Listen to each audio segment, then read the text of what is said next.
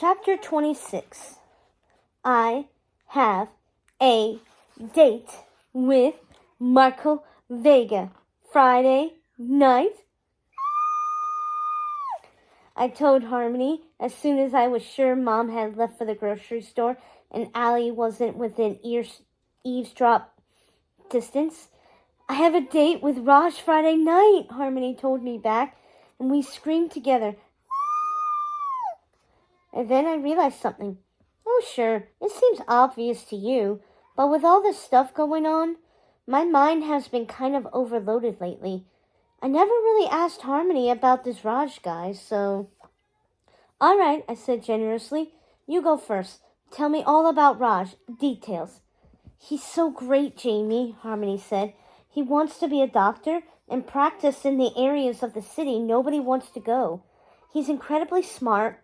Last time he went to the movies with Gab and me, we all talked for so long, like about our dreams and our goals in life. I felt like I could tell him anything. He totally respects my opinion, and his eyes are to die for. He's going to pick me up here and take me to a film festival, and then out to his favorite restaurant for sushi. I don't want to jinx it or anything, but I think he really likes me too. Wow, I said. He sounds perfect for you. Can you believe it? Okay, your turn, Marco Vega. Tell me about your date. Meeting Marco at the mall for cheese fries just didn't seem to stack up in comparison to Harmony's dream date. But maybe we would read romantic poetry to each other, like that day in English class. Maybe he'd even write a love poem for me. Know what? I'm sure I'll have tons more to tell you after I get to know him better, I said. But I definitely need your help. What am I going to wear? Because I'm so sure you would rather hear about my big date with Marco, I'll skip ahead through the rest of the week's events. Skip over the interviews and stuff I did for the magazines and newspapers and all that. I'm slowly kind of getting used to people asking me questions, and I almost always remember to politely ask the photographers not to take the pictures from the infamous nose angle. Allie and Duh dropped me off at the entrance of the mall. Allie was wearing her new shades. I was wearing a jean jacket, my fave pants, and a little dangly earrings. I had my black Teen Yes tank top under my jacket for extra coolness. I took a deep breath and walked into the food court. Marco was already there. He was kind of hanging over the railing. Hey, he spotted me and came over. Sup? Not much, I said. We walked around a little bit. I tried to walk really fast when we passed Victoria's Secret. The whole window was half-naked Amber Tiffany. I met her at the after party. She was pretty boring, I said. Amber Tiffany, I mean. Who cares with a bod like that? Marco replied. Okay, let's change that subject. Are you hungry? I asked him. He nodded and we went back to the food court. He got 2 double hamburgers, a chicken sandwich, super fries, and a soda. I got diet soda and cheese fries. I hated eating in front of guys. What if something dribbled down my face or something? But cheese fries was our food. He paid for my meal too. He insisted. Want some cheese fries? I asked him, hoping to spark that common interest, like we had shared at the cafeteria. Nah, got my own fries, thanks, he said. We sat in silence. Okay, what could I say? I thought about Harmony and Raj on their date right now, discussing their mutual interests and goals for the future. I didn't know of our mutual interests, but I'd been preparing for this moment, reading up on cars on the internet. Hey, so you like Maserati spiders? I said. Yeah, that perked him up right up. He talked about all the different features the car had. I stared at his mouth while he was talking. His mouth was so perfect. His black hair was so shiny. He was so hot. Hottie! And he was sitting across from me. Sigh. So, do you think you'll get one? Marco was saying. Get one what? I forgot that he was talking. I was too busy looking. A spider. Where? Is it on me? I jumped up and almost knocked over the fries. I hate spiders. No, a Maserati spider. I mean with the money from your book? Oops. I sat down quickly. Alrighty. So, was he after my money? Is that why he asked me out? A gold digger? No, I said. My parents are putting all that money away in the bank, like for college and stuff. I did get to give some of my money to some charities, though. Bummer, he said. I'm sure he meant no Maserati spider, not the charity event. But he didn't jump up and flee in horror. That was a relief. I never thought of someone going out with me for my money. I guess since I never had any before. And in a way, still didn't. Thanks to Mr. and Mrs. Let's Not Let Money Change Our Lives Bartlett. Now would be a good time to revive that other spark between us, the poetry. So, what do you think of English class? I asked him. Do you like this year better than last year? Yeah, he said. Gallagher doesn't make us read our stuff out loud. I hated that. Yes, he would, wouldn't he? I remembered how he said he hated sharing his poem out loud. Made sense if he was trying to conceal his love of writing poetry. Yeah, I remember you said that last year, I prompted him, when we were partners. Were you in my English class? He asked.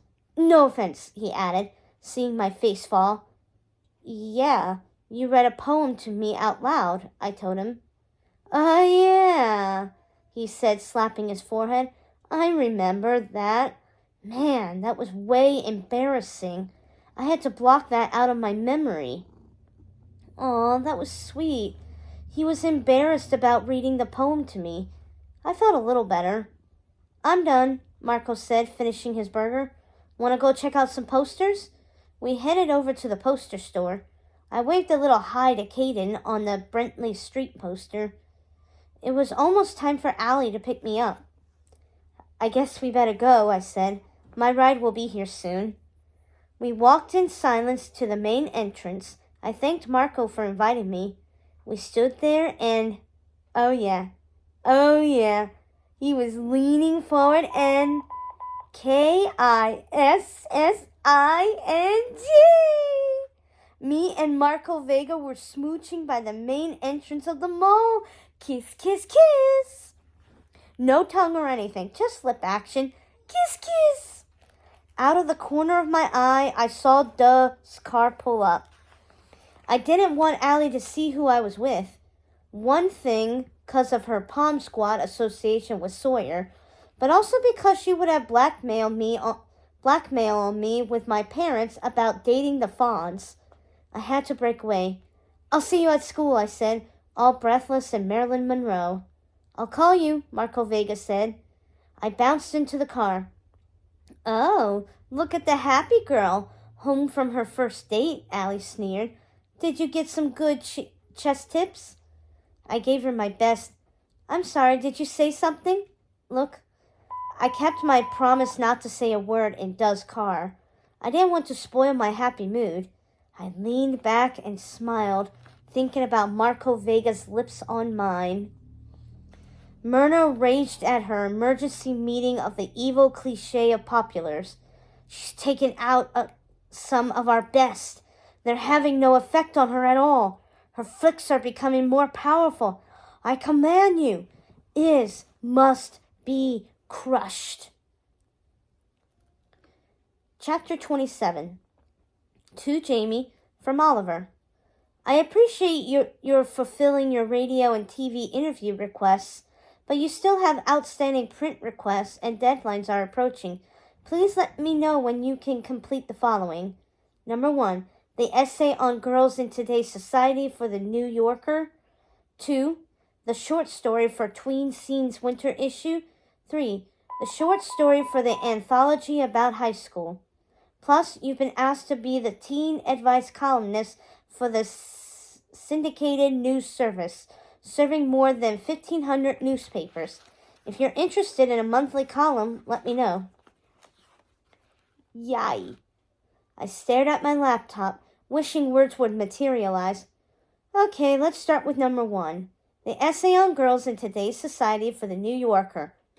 Okay, I typed on my laptop. Girls in today's society are, stressed out, I continued. Yes, that was true. Too many demands on them. That was pretty is-like. They are stressed out because, I thought. But my mind wandered to last night, to Marco Vega kissing me. Okay, focus, Jamie, focus. Because publicists are placing unrealistic demands on them to complete requests for contributions to major magazines and newspapers on top of their regular homework. Click, click, click. I pressed the delete button. I wanted to write something good. I really did. But I knew they wanted something super is for me. Pressure. My cell phone rang. So, Marco Vega kissed you, Harmony said. I'd given her the scoop last night. Yep, I sighed. I thought about Marco's kiss, how he leaned over toward me and slowly pressed his lips on mine. He tasted like fries. Regular, not cheesy. Marco and Jamie sitting in a tree. Kissing, Harmony sang. My mom is right here, I whispered. My face was red, thinking of Kissing. Marco with my mom sitting so close. We were in the back seat of a car. Mom was driving because we had a driver. Because I was in New York City going to an event, and Oliver arranged for a car to pick us up. And the event was my first book signing, which I thought sounded pretty fun. More fun than writing essays and short stories anyway. I clicked my laptop shut. Harmony was going to come for moral support. Then I was going to stay the night at Harmony's mother's. Mom had come down here with me, but she was going to stay at a hotel. The car pulled up at the bookstore. Book signing, Jameson Bartlett, author of Is, appearing today from 2 o'clock to 4 o'clock p.m. Ready, Jameson? The lady who worked at the bookstore met us at the door, smiling. She led me to a table up front that had huge stacks of Is. There were girls, moms, even a couple guys packed around the signing table. There was a huge line, and the bookstore workers were trying to keep people in control. Wow, my mom said. This is like the Beatles. Jameson! Someone screamed. Everyone was yelling, Jameson! Jameson! Okay. This was a little crazy. James! Phew. It was Harmony. She pushed her way through the crowd and jumped in next to me. This is insane. What are you, Gwen Stefani? I got out my favorite glitter gel pens I had brought to sign books. I picked silver and purple for today. I had been practicing my signature on my notebooks during class. Isabella loves you, I had tried. No, too corny. Best wishes, Jamie Bartlett. Too dull. I finally decided on Flick, and my name decorated with Isabella's signature little stars. The first girl came up. She was really excited. I've been waiting outside to meet you all morning, she said. She handed me a copy of my book she'd bought. I signed it. I smiled right at the girl, the way Diana had taught me. Individual attention. Whoa, good smile, Harmony whispered. I felt a little fake for a second. I mean, Diana had to teach me to smile at people. But really, I did want them to feel good, like they had connected with me. We had an author visit my school in 6th grade, and she signed a book for me. I still remembered how she smiled at me and said, I'm glad you liked my book. I wanted everyone to feel that way when they met me. Not that I thought meeting me was a big deal, but meeting an author and all that. What's your name? I asked her. Taylor, she said, and I loved your book. Isabella meant so much to me, and thank you, the bookstore person kind of nudged her on. I smiled at her again, feeling kind of bad she got pushed on. But what can you do? There were about 300 other people behind her. I smiled up at the next woman. Please sign this for my granddaughter, Amy. If you could write, Grandma loves you and wants you to learn from Isabella and stay away from that Brian character. He's bad news. I would appreciate it. I signed books for 2 hours. I thought my hand was about to fall off. Everyone was so nice, though. I mean, you know that feeling when you write a poem or something and have someone read it, and then they liked it and they tell you it was good and you feel all great about that? Well, that was what it was like for me, except I had it for 2 hours straight. From girls, moms, dads, grandmothers. Pretty cool, but seriously, exhausting. Someone else was handing me a book. I could barely see straight. Could you write, to my very good friend, please? Said a guy's voice. Well, I don't know if... I looked up. It was Connor. Connor! I jumped up. What are you doing here? My grandmother lives in the city, so I thought I'd come down and get her a personally autographed Is, he said. Wow, I'm totally surprised. I was, and happy to see him. This is my grandmother. Grandma, this is Jamie. Connor introduced the woman standing next to him. Connor speaks so highly of you. She pressed her hand into mine. I read your book. It was very wise. Well, I don't know everything. I don't know that I'm so wise. Sometimes I think I just channeled Isabella somehow, or... Jamie isn't so great at taking compliments, Connor laughed. Say, thank you, Jamie. Thanks, I said, all embarrassed. I read online that your book just won a Library Association award, Connor said. That's pretty cool. Yeah, I told him. I'm excited. I still can't believe it. Well, isn't that wonderful? Congratulations, and it was a pleasure to meet you, his grandmother said. Thank you, and it was nice to meet you, I told her. Yeah, we'll stop clogging up your line, Connor said. See you in school, I yelled to Connor. I watched him leave. He turned around and waved. I was suddenly feeling less exhausted. The next girl in line came up to me. She seemed really nervous. Hi, I'm Madison, the girl said. I'm so nervous. I haven't read your book yet, but there's this girl in my class. She's so mean to me. She's always saying stuff to me at school. My mom told me we should come get your book. I looked at her. I wanted to help her so bad. I picked up my gel pen. Madison, we all need some extra flicks sometimes, so here's some especially for you, from Jamie Bartlett. The bookstore person moved her along. I watched her go. I wish I could do more. Chapter 28. Later that night, I was collapsed on Harmony's bed in her apartment watching the news. Hundreds of girls came out today to meet Jamison Bartlett, 14-year-old author of the bestseller Is. The camera panned over a line of girls carrying copies of Is. One of them held up a sign. I came 200 miles to see Is. It's my favorite book ever. Some girls shrieked into the camera. We love Is, 2 other girls shouted. Then there was a shot of me signing books, flashing my smile at the blur of girls. It's great to meet all these fans, the me on TV said into the camera. I'm, overwhelmed. Phew, you look tired, Harmony said as the news segment ended. I'll never be able to move my fingers again, I groaned. By the last book, I think I was spelling my name Janie Brent. I need to shorten my name to J or something.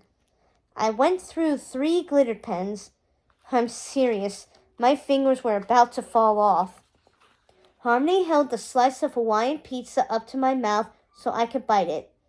My hands were wrapped in hot, wet towels. I can't believe Connor came to your signing. That was so cool, Harmony said. Are you sure there's nothing going on with you two? Did I sense sparks? No, you did not. First of all, he's going out with Jennifer too. They're together like all the time. And second, hello, I had a date with Marco Vega. Remember him? The hottest, most incredible, coolest guy in our entire grade. And I would go so far as to say our entire school. The guy who kissed me and told me to call him tonight. Connor's a nice guy. And the end.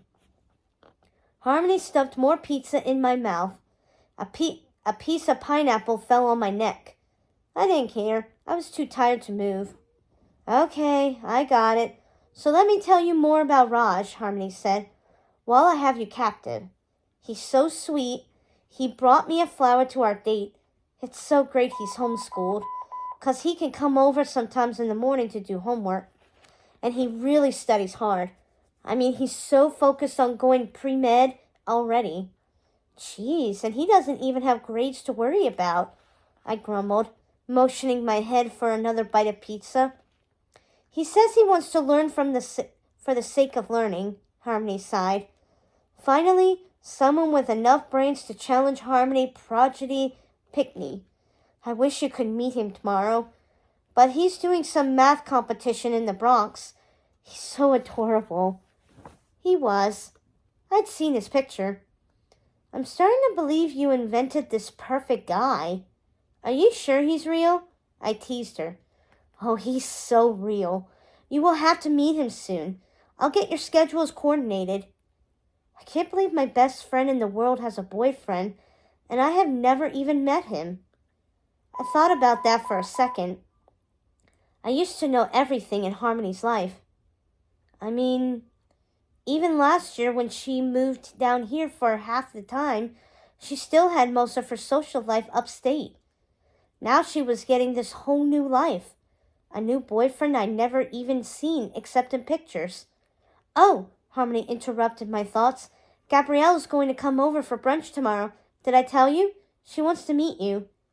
And a new city best friend. You'll love Gabriella. Everybody does, Harmony said.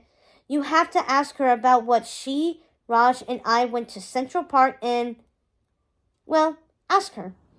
She tells it so much better than I do. A new funny city best friend everybody just loves who might be trying to replace me as best friend. Ugh. Harmony was still talking about Gabriella.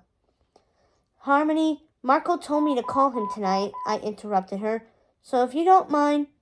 Oh, sure, she said. Have a good phone call. I unwrapped one hand so I could dial his number. I curled up on the bed. Talking to Marco would cheer me up. Hey, dude, Marco said when I told him it was me. Are you in New York City?